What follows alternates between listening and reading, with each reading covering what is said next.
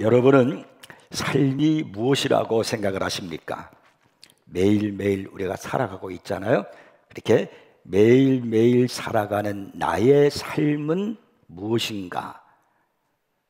어떻게 생각을 하십니까? 삶은 계란이다. 이런 조크가 있지만 그걸 얘기하는 것은 아니고요. 삶이 뭐냐면 저는 삶은 스토리를 만드는 것이다. 이렇게 말하고 싶습니다. 매일매일 여러분이 살아가는 삶은 여러분의 스토리를 만들어가고 있는 것입니다. 자, 그러면 여러분은 지금까지 어떤 스토리를 만들고 있는 것 같습니까? 하나님을 기쁘게 드릴 뿐만 아니라 다른 사람들의 마음을 감동시키고 그리고 울리는 신앙의 스토리를 만들고 있습니까? 창세기 29장 30장은 야곱이 하란에서 20년을 살았습니다. 근데 그가 그곳에서 살면서 겪은 야곱의 스토리에 대한 이야기가 기록이 되었습니다. 야곱이 그곳에서 산 삶의 스토리는 무엇이었을까요?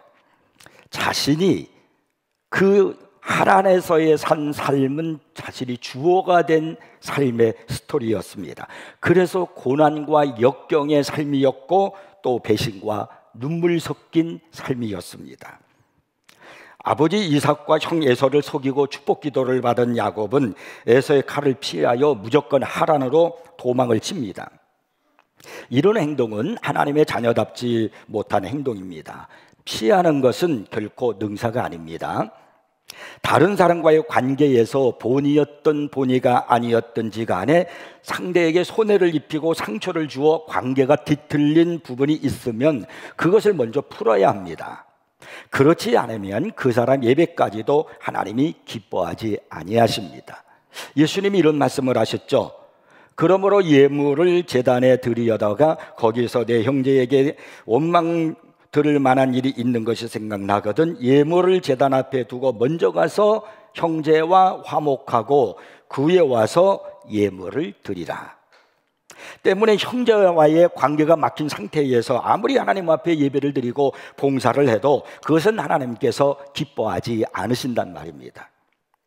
그런데 우리 주위에는 다른 사람들에게 손해를 입히고 상처를 준 뒤에 무조건 그 사람 얼굴만 피하면 된다는 식으로 살아가는 사람들이 있습니다. 하나님을 높여드리는 예배에서 중요하게 생각되어야 할 부분이 무엇일까요? 그게 바로 사람과의 관계예요. 우리 이웃과의 관계. 원망 들을 만한 일이 있다면, 뒤틀어지는 일이 있다면, 상처가 된 일이 있다면 내가 먼저 풀어야 합니다. 부부간에 다투고 예배를 참석했습니까? 조용히 내가 먼저 손을 잡으십시오. 서로의 상처를 어루만지고 갈등을 풀어야 합니다. 야곱은 형에게 원망 듣고 미움 살리를 하였습니다. 그렇다면 형의 낯을 피할 것이 아니라 형 앞에 무릎을 꿇고 용서를 빌어야 하는 겁니다. 그런데 야곱은 용서를 빈 것이 아니라 형의 얼굴을 피해 먼 나라로 도망을 쳤습니다. 이렇게 피한 결과는 무엇이었을까요? 야곱이 형의 얼굴을 피했다고 해서 그가 행복한 삶을 살았습니까? 그가 인생의 마음이 편안했을까요? 아닙니다. 그가 하란이라는 곳에서 무려 20년이라는 긴 세월을 살았지만 언제나 그 마음속에는 형 에서에 대한 큰 부담을 안고 살았습니다. 결혼해서 12명의 자녀를 낳게 되었고 또 많은 부를 쌓았음에도 불구하고 형에 대한 부담감과 두려움은 여전했습니다. 야곱이 이제 그 하란에서의 삶을 청산하고 고향으로 가려고 할 때 한 종이 형 에서가 400명을 거느리고 주인을 만나려고 온다라고 하는 그 말을 들었을 때 야곱이 어떠했는가 하는 것을 여러분 창세기 32장 7절 8절 보면 알 수 있어요. 야곱이 심히 두렵고 답답하여. 형 에서가 온다는 말을 듣고서 야곱의 마음이 뭐냐면 심히 두렵고 답답하여. 20년 전의 일이었어요. 근데 아직까지도 야곱의 마음속에는 그것이 엉어리가 남아있단 말이에요. 그래서 자기와 함께한 동행자와 양과 소와 낙타를 두 떼로 나누고 이르되 에서가 와서 한 떼를 치면 남은 한 떼는 피하리라 하고 형과 부둥켜 안고 용서를 구하며 화해하기 전까지 야곱은 이렇게 형에 대한 두려움과 부담감으로 흔들렸던 것입니다. 이것이 삶의 주어가 나일 때 일어나는 현상이에요. 야곱이 삶의 주어가 되었을 때 자신이 어떻게 살았는가 하는 걸 여러분 들어보십시오. 야곱은 쌍둥이로 잉태되어서 형의 발뒤꿈치를 붙잡고 태어났다. 그래서 그 이름을 야곱이라고 지었다 그러지 않습니까? 어느 날 이제 사냥을 하고 이제 돌아와 배고파하는 형을 보고서 형의 장작거리를 내게 발라 그러죠. 그래서 팥죽 한 그릇을 형에게 주고 거래를 합니다. 게다가 어머니와 함께 계략을 꾸며가지고 장남에게 주어지는 축복권을 가로챕니다. 그로 인해서 야곱은 분노한 형을 피해서 달아나는 도망자의 인생을 살게 됩니다. 야곱은 하란으로 도망해서 결혼도 하고 자녀도 낳고 20년 동안 속고 속이는 파란만장한 인생을 살아갑니다. 이게 야곱이 자기가 인생의 주어가 되어서 살아간 삶이에요. 그러나 하나님이 내 삶의 주어가 되면 인생이 달라집니다. 하나님이 주어가 되어서 야곱의 이야기를 한번 해보겠습니다. 하나님은 야곱을 한 가정의 둘째 아들로 태어나게 하셨습니다. 그러나 하나님은 이 야곱을 향한 축복의 계획을 가지고 계셨습니다. 그 사실을 그의 어머니 리브가만 알고 있었습니다. 하나님은 야곱이 형 에서의 축복을 가로채는 것을 원하지 않으셨습니다. 속여서 빼앗는 것을 기뻐하지 않으셨습니다. 결국 야곱은 형 에서의 분노를 피해 가지고 달아나다가 루스라는 들판에서 이제 잠을 자다가 하나님을 만납니다. 하나님께서 꿈을 통해서 야곱을 위로해 주시고 그를 축복해 주시고 기꺼이 그의 하나님이 되어 주시겠다고 이렇게 약속을 하십니다. 이제는 자신의 머리나 힘이 아니라 하나님을 의지할 수 있는 기회를 하나님께서 야곱에게 주신 것입니다. 그리고 하나님의 축복은 스스로 쟁취하는 것이 아니라 하나님이 부어주셔야 한다는 것을 가르쳐 주셨습니다. 그렇게 그 베델에서 야곱이 깨닫고 믿음을 일깨우고 거기에 돌기둥을 세우고 기름을 붓고 하나님께 영광을 돌리지 않았습니까? 그리고 이 야곱은 외삼촌의 집에서 결코 쉽지 않은 20년의 세월을 보냈지만 그것은 야곱을 사랑하심으로 그를 변화시키고자 하셨던 하나님의 사랑의 훈련의 기간이었습니다. 광야 기간이었습니다. 이것이 하나님이 주어가 되어 사는 삶의 모습입니다. 우리도 마찬가지입니다. 똑같은 인생의 여정을 펼쳐놓고 보았을 때 내가 주어가 되어 살면은요 억울하고 막 화가 날 일이 너무나 많습니다. 나에게 왜 이런 일이 일어났는지 이해가 되지 않는 일들이 참 많습니다. 그러나 하나님이 주어가 돼서 내 인생의 시간을 살아가면은 똑같은 사건인데도 시간의 의미가 달라져요. 그 시간은 하나님이 나를 훈련시키려고, 나를 더 귀한 사람 만드시려고, 축복의 사람으로 만드시려고 지금 주어진 시간이다, 이렇게 믿게 되어지는 겁니다. 이것을 깨달은 욥은 자신의 삶의 스토리를 이렇게 말하지 않았습니까? 욥기서 23장 10절이요. 그러나 내가 가는 길을 그가 아시나니 그가 나를 단련하신 후에는 내가 순금같이 되어 나오리라.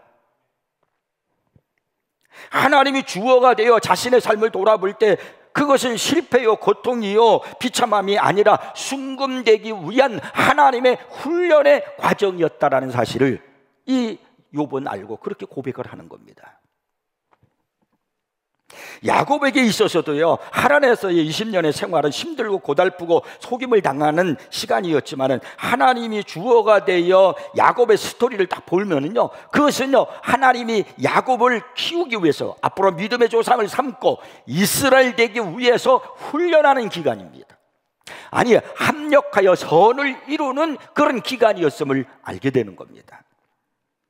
그러나 자신이 주어가 되어서 사는 삶은 어떻게 되냐면 자기 마음대로 하는 삶이에요.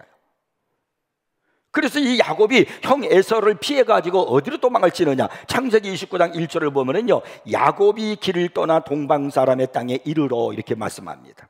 여기 동방 사람의 땅이 어디냐면 하란을 말합니다. 왜 야곱은 형의 낯을 피하려고 선택한 지역이 하필이면 하란일까요? 여러분 생각하셔야 됩니다. 왜 그런가를요. 하나는 아브라함이 갈대아 우리에 살고 있을 때 아브라함을 부르시면서 내 본토 친척 아비집 이 갈대아 우리를 떠나서 내가 내게 지시할 땅으로 가라, 그렇게 말씀했어요. 그곳이 어디냐면 그것이 가나안 땅이잖아요. 그런데 그가 가나안 땅에 가다가 막상 중간에 도착한 곳이 어디냐면 하란 땅이에요. 그러니까 아브라함은 거기서 그냥 주저앉아 버렸어요. 더 이상 가나안으로 나아가려고 하지 않았습니다. 아버지 데라가 죽은 후에야 아브라함이 하란을 떠나서 마침내 가나안으로 들어갔던 것입니다. 그러므로 여러분, 하란이 어디일까요? 믿음의 조상들의 발걸음을 멈추게 한 곳입니다. 믿음의 길을 갔던 그 길을, 믿음의 발걸음을 멈추게 한 것, 그것이 바로 하란입니다. 하나님의 말씀에 순종하여 나아가는 자들을 붙잡아 주저앉히게 만드는 곳, 그것이 바로 하란입니다. 하란은 믿음의 사람들을 붙잡고 주저앉히고 끌어당기는 그런 마력을 가진 도시입니다. 자기가 주어가 되어 살아간 야곱은요, 그런 하란으로 가는 거예요. 아브라함과 롯이 헤어질 때 롯은 자기가 자기 삶의 주어가 되었으니까 그가 어디를 택해서 가냐면 저기 소돔과 고모라 땅을 보고 그 땅이 좋아 보니까 그곳을 선택해서 그곳을 가는 거, 거기가 하란이에요. 그러나 하나님이 주어가 된 산 아브라함은 그냥 가나안 땅에 머물러 있는 겁니다. 여러분, 여기서 우리가 깨달아야 돼요. 내가 주어가 되어서 삶을 살아가면 이 하란의 유혹을 끊임없이 받을 수밖에 없다는 겁니다. 우리는 모두 갈대아 우를 떠나서 가나안으로 향하는 믿음의 자녀들입니다. 그래도 내가 주어가 되어 살면 우리의 믿음의 발걸음을 멈추게 하고 묶어놓은 그런 하란으로 향하게 된다는 겁니다. 삶의 의미와 가치, 하나님의 뜻, 나를 향한 하나님의 그 마음, 뭐 이런 건 별로 중요하지 않아요. 그저 편하고 재미있고 즐기고 이런 식의 사고, 바로 그 세상 하란으로 가는 겁니다. 여러분, 신앙생활은 하란을 떠나는 겁니다. 신앙은 하란을 극복하는 겁니다. 너희는 이 세대를 본받지 말고 라고 로마서 12장 2절에 말씀하고 있잖아요. 신앙생활은 가나안을 떠나면 죽는다는 심정으로 하란의 유혹을 이겨내는 겁니다. 야곱이 하란으로 가는 것은요, 결코 하나님의 뜻이 아니었어요. 야곱은 힘들고 어려워도 그냥 가나안 땅에 머물러야 하는 겁니다. 그것이 하나님의 뜻이었습니다. 그 하란으로 가는 건 자기 뜻이에요. 자기가 주어가 되어서 산 삶의 결단입니다. 창세기 31장 3절을 보면은 야곱을 향한 하나님의 뜻에서 알 수가 있습니다. 여호와께서 야곱에게 이르시되 내 조상의 땅 내 족속에게로 돌아가라, 내가 너와 함께 있으리라 하신지라. 하나님은요, 내 조상의 땅 내 족속에로 돌아가라고 말씀합니다. 지금 하란 땅에 살고 있는 야곱에게 하신 말씀이에요. 그러니까 부모님과 형이 있는 곳으로 돌아가라는 거예요. 가나안 땅으로 돌아가라는 겁니다. 이것이 하나님의 뜻이에요. 하나님은 가나안을 떠나는 걸 원치 아니하셨던 겁니다. 하나님은 야곱이 가나안에 있기를 원하셨었습니다. 하나님이 주어가 되는 사람은요, 어떤 일이 있어도요, 가나안을 떠나지 않습니다. 믿음의 자리를 떠나지 않습니다. 예배 자리를 떠나지 않습니다. 가나안에 머물도록 최선을 다하고 하나님께 매달리는 겁니다. 오늘 본문은요, 야곱이 라헬을 얻기까지, 아내를 얻기까지 참으로 힘든 여정의 모습을 보여주고 있습니다. 야곱은 라헬을 사랑했습니다. 그래서 라헬을 아내로 얻기 위해서 외삼촌 라반에게 이런 제안을 합니다. 창세기 29장 18절에요. 내가 외삼촌의 작은 딸 라헬을 위하여 외삼촌에게 7년을 섬기리다. 그래서 야곱은 사랑하는 여인을 얻기 위해서 7년 동안 무보수로 일을 합니다. 야곱은요, 어떤 목적을 딱 정하잖아요. 그러면 그것을 성취하기까지 자신이 계획한 것에 사로잡히는 그런 사람입니다. 만일 라헬과 결혼하기만 한다면, 내가 저 여인과 결혼하기만 한다면 나는 하나님의 약속을 이루고 행복한 인생을 살 수 있을 거야, 성공할 수 있을 거야. 그는 그렇게 확신했습니다. 정말 그것이 야곱을 향한 하나님의 계획이었을까요? 자, 20절 보면은 야곱이 라헬을 위하여 7년 동안 라반을 섬겼으나 그를 사랑하는 까닭에 7년이 며칠같이 여겼더라 이렇게 말씀합니다. 라헬을 얼마나 사랑했으면 7년 동안 일을 하는데 며칠 같았다는 거예요. 며칠요. 이제 어느새 7년이라는 세월이 지났습니다. 드디어 야곱이 기다리던 결혼식 날이 다가왔습니다. 동네 사람들 다 불러놓고 잔치를 이제 벌였고 야곱은 쉬는 첫날 밤을 보냅니다. 그런데 이게 웬일입니까? 깜짝 놀랄 일이 벌어졌습니다. 25절에 보니까 야곱이 아침에 보니 레아라. 이게 무슨 일이에요? 야곱이 일어나서 눈을 딱 떠보니까 자기 옆에 누워있는 여자가 라헬이 아니고 레아였어요. 어제 야곱과 하룻밤을 보낸 여인이 라헬이 아니라 그녀의 언니 레아였다는 말입니다. 야곱에게 있어서 얼마나 기가 막힌 일입니까? 참담하잖아요. 그래서 외삼촌은 라반에게 막 따집니다. 25절에요. 라반에게 이르되 외삼촌이 어찌하여 내게 이같이 행하셨나이까? 내가 라헬을 위하여 외삼촌을 섬기지 아니하였나이까? 외삼촌이 나를 속이심은 어찌 됨이니까? 지금 야곱이 막 분노를 쏟고 있는 거예요. 뭐 당연하죠. 라헬을 얻기 위해서 무려 7년이라는 세월을 무보수로 일을 했는데 이제 와서 외삼촌이 자신을 속이다니 아무리 생각해도 이럴 수는 없는 일입니다. 이게 말이 되는 일입니까? 자, 여러분, 그날 밤, 첫날 밤, 결혼한 그 첫날 밤을 한번 우리 상상해 봅시다. 야곱은 첫날 밤에 얼굴을 가리고 있는 신부를 맞이합니다.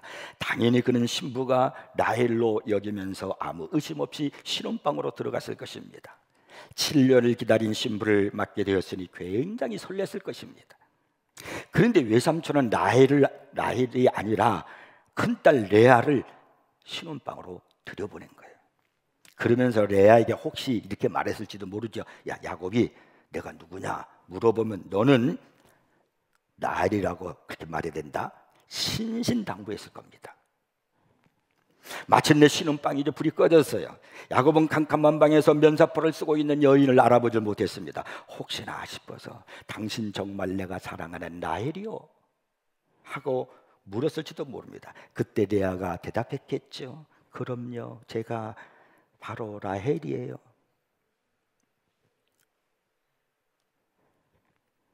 여러분 어디선가 좀 본 장면 같지 않습니까? 그렇습니다.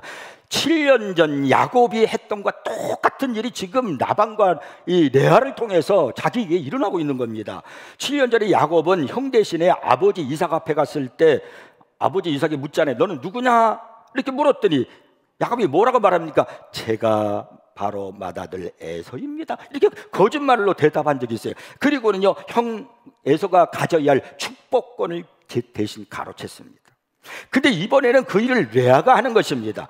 라헬인 척 야곱 앞으로 나가서 제가 라헬입니다 하고 거짓말함으로 신랑을 가로챕니다.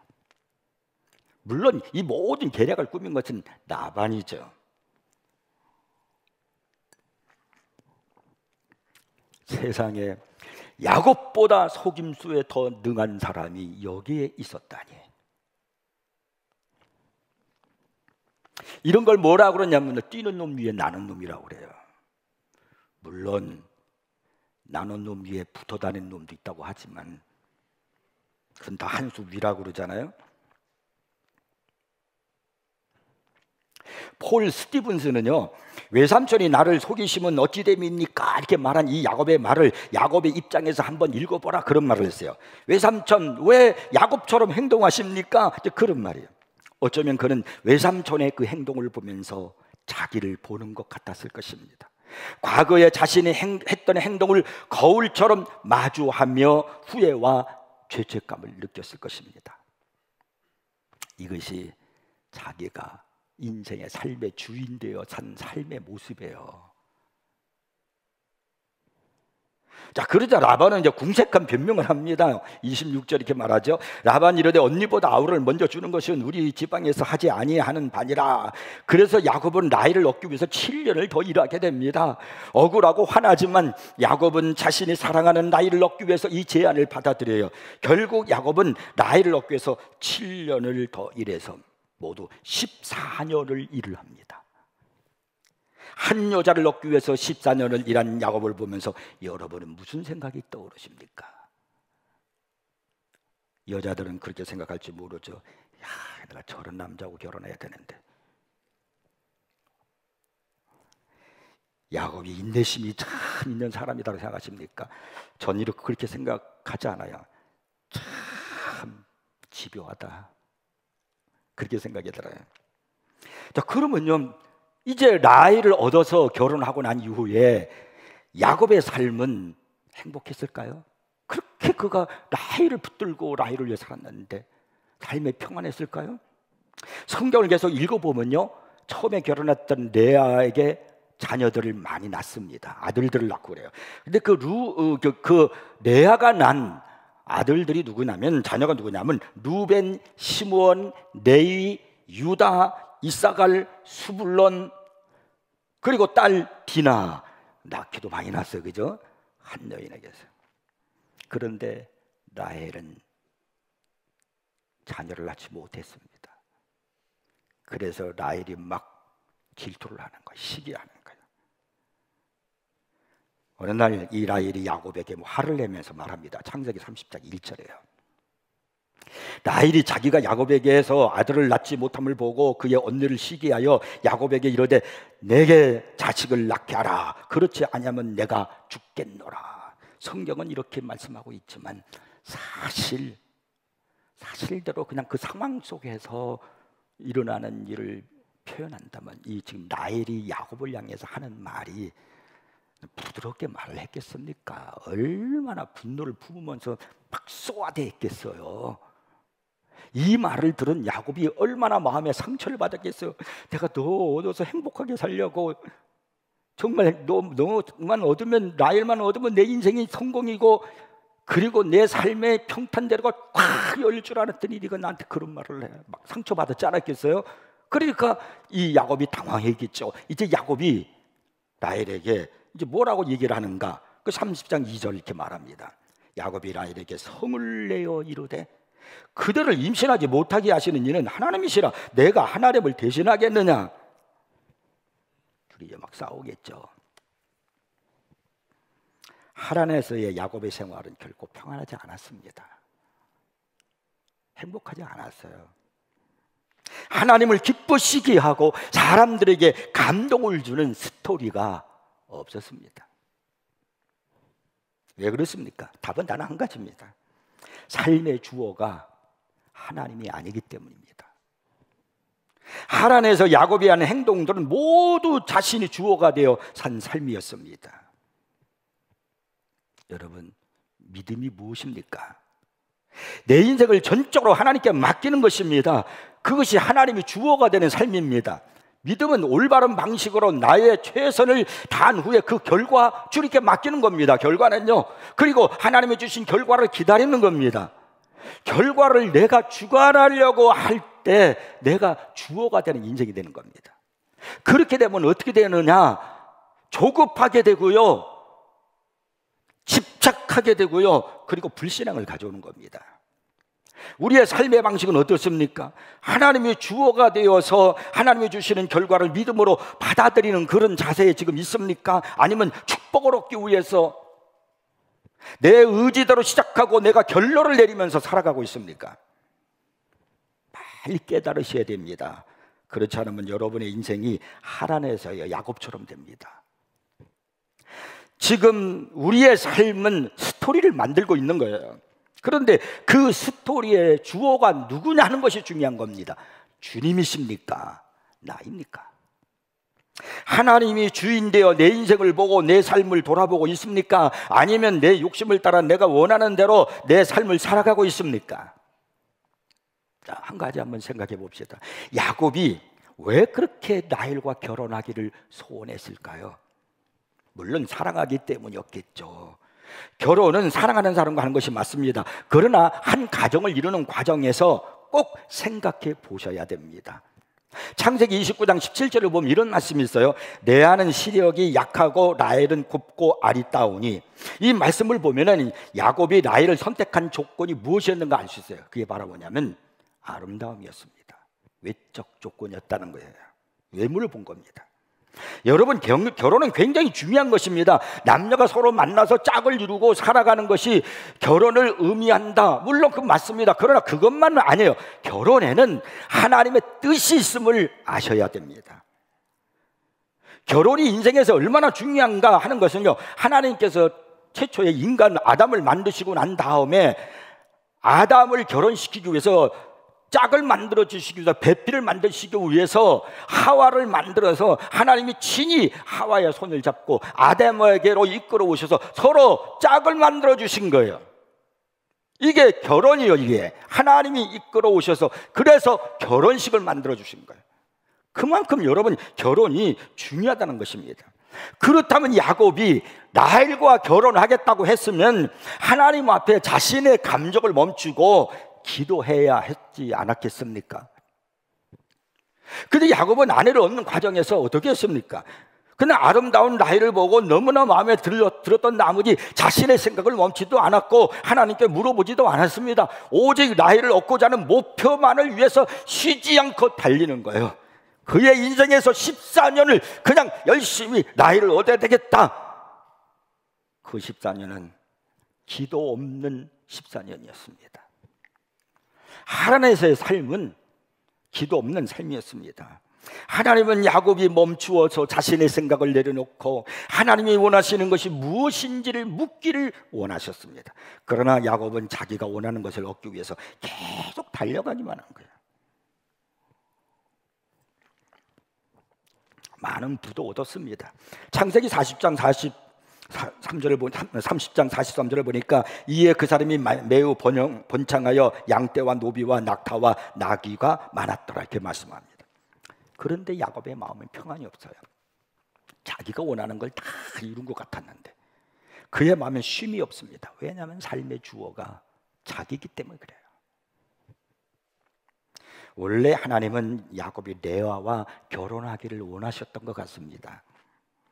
레아가 낳은 아들들이 많은데 첫째가 루벤부터 있는데 네 번째 아들이 유다예요.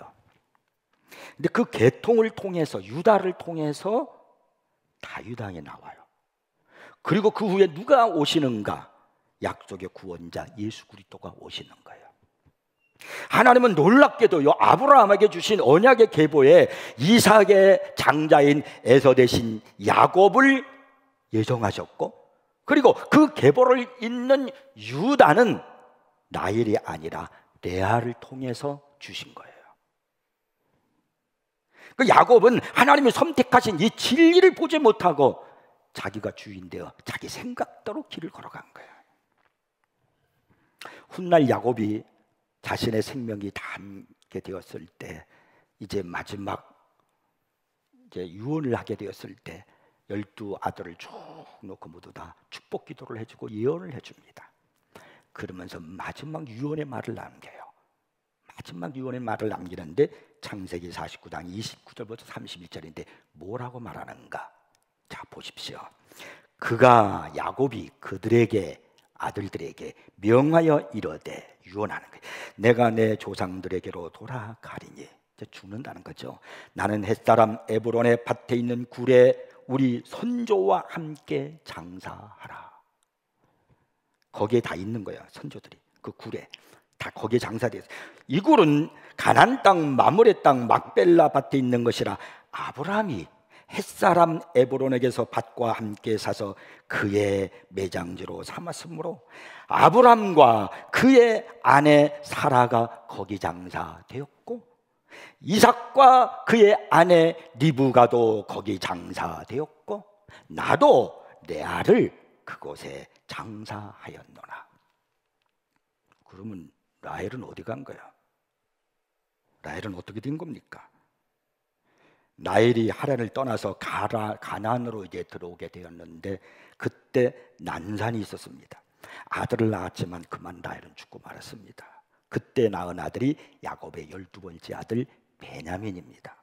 창세기 35장 19절을 보니까 라헬이 죽음에 에브랏 곧 베들레헴 길에 장사되었고 라고 말씀합니다.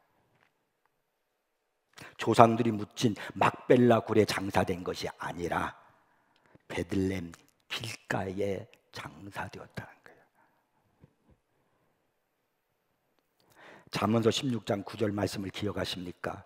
사람이 마음으로 자기의 길을 계획할지라도 그의 걸음을 인도하시는 이는 여호와시니라. 하나님이 주어가 되어서 하나님이 계획하신 대로 순종하는 삶을 살 때 우리는요 아름다운 스토리를 만들 수 있습니다.